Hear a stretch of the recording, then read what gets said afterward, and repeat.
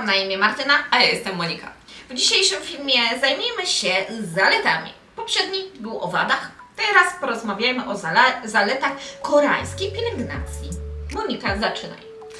Pierwsza i taka chyba najważniejsza i wydaje mi się, że to jest powód, dla którego tyle osób ciągnie do koreańskiej pielęgnacji, czyli innowacyjność. Tutaj mówimy o nowych typach produktu, o nowych składnikach i faktycznie o tym, jak działa cały rynek. Tak, ogólnie rynek sam w sobie już działa bardzo innowacyjnie, jeżeli chodzi o marketing, o produkty, o całość jako sprzedaż, ale także właśnie najważniejsze, czyli produkty są bardzo innowacyjne i myślę, że co roku ostatnio możemy się spodziewać naprawdę nowych produktów, które prześcigają się wręcz w innowacyjności, w rodzajach, aby być najlepszym. Dokładnie. I tutaj to łączy się z naszym kolejnym punktem, czyli tym, że firmy koreańskie naprawdę słuchają konsumentów. Czyli jeżeli coś się nie podoba, i to mogą być takie bardzo drobne rzeczy, zaczynając od na przykład cążków dołączonych do toner padsów. Wszyscy na nie narzekali. Zrobili tak, renewal produktu, zmienili je po konsystencję produktów, po działanie, więc tutaj naprawdę to jest ogromna zaleta koreańskiego rynku. Tak, koreański klient jest bardzo wymagający, trzeba przyznać. Jeżeli mu się coś nie podoba, to on nie omieszka dać krytyczną opinię z taką prośbą o to, żeby to zmienić. I najczęściej właśnie firma stara się i za chwilę mamy nowy produkt, który jest tak naprawdę ten sam, ale na przykład opakowanie jest polepszone. Jest, tak jak mieliśmy problem z Dermatory, co prawda ciągle jest ten sam problem. Tak, zmienili go, ale nadal chyba trzeba jeszcze nad tym popracować, to zamykanie produktu. Ale widzicie, słuchają i starają się ulepszać swoje produkty tak, żeby były jak najbardziej wygodne w użytkowaniu.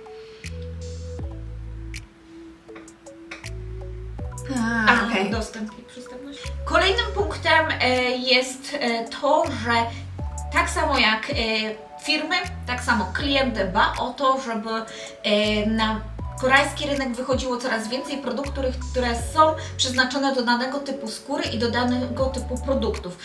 Firma poprzez rozszerzanie ilości produktów w swoich liniach, a klient dając znać, że takich produktów potrzebuje. Dokładnie. I tutaj oczywiście to też jest trochę podążanie za trendami. Na przykład teraz w koreańskiej pielęgnacji jest takie duże skupienie się na zmniejszaniu widoczności porów. I faktycznie pojawia się takich produktów coraz więcej, wychodzą całe linie, ale to jest coś, z czym bardzo dużo osób się mierzy. Więc naprawdę ja też, więc to mi się podoba. Tak, to jest z Moniki strony, a z mojej na przykład strony ja mam uszkodzoną barierę hydrolipidową i ostatnio myślę, że po prostu one wręcz na mnie lecą, te produkty z problemami właśnie ochrony naszej bariery, dlatego że dużo firm coraz więcej wyskakuje z nowymi liniami właśnie przeznaczonymi do odnowy naszej bariery, ale nie tylko, bo także do tego, żeby utrzymać skórę w dobrej kondycji, tak żeby jej nie uszkadzać mocniej. Dokładnie i to widać właśnie nie tylko kwestia nawilżenia, jest dużo też linii, które mają ukoić naszą skórę, no i Korea generalnie jest taka bardzo pro właśnie zdrowiu naszej skóry. Tak, kolejnym punktem mamy to, że produkty są dostępne oraz przystępne cenowo. Kolejny punkt tyczy się dostępności oraz przystępności cenowej. To prawda, wydaje mi się, że już w dzisiejszych czasach, przez to jak dużą popularność zdobyła koreańska pielęgnacja, to bardzo dużo produktów jest dostępnych na większości rynków. Taką mam wrażenie, na pewno w Polsce. One wchodzą do sklepów i to, co jest ciekawe, że faktycznie koreańskie produkty są przystępne cenowo. Mamy bardzo dużo promocji. Mamy dużo promocji, ale generalnie nawet te podstawowe ceny są naprawdę ok.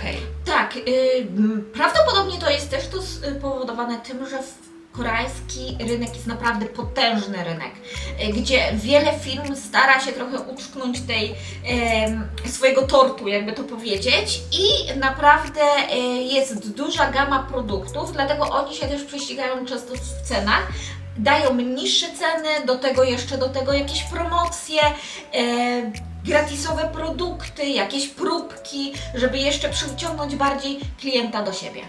Tak, i tutaj co ja dodam, to, że Korea Południowa jest drugim największym eksporterem, jeśli idzie o kosmetyki, więc to widać, ile oni po prostu eksportują kosmetyków na cały świat. Dobra, to kolejny punkt. Co my tam mamy? Otwartość na krytykę i zmian, to już powiedziałyśmy. To teraz na samo zakończenie dodamy, że oczywiście tych zalet koreańskich pielęgnacji jest znacznie więcej. My nie damy rady opowiedzieć o wszystkim w tym filmiku, ale dawajcie znać, za co Wy lubicie koreańską pielęgnację.